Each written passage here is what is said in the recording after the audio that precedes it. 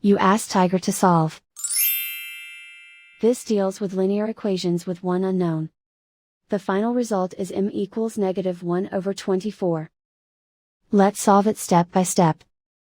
Group all m terms on the left side of the equation. Subtract 40m from both sides. Group like terms. Simplify the arithmetic.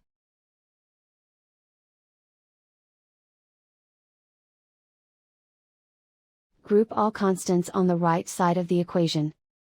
Add 1 to both sides. Simplify the arithmetic.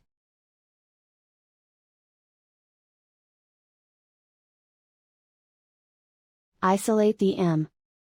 Divide both sides by -24. Cancel out the negatives. Simplify the fraction. Move the negative sign from the denominator to the numerator. And so the final result is m equals -1/24.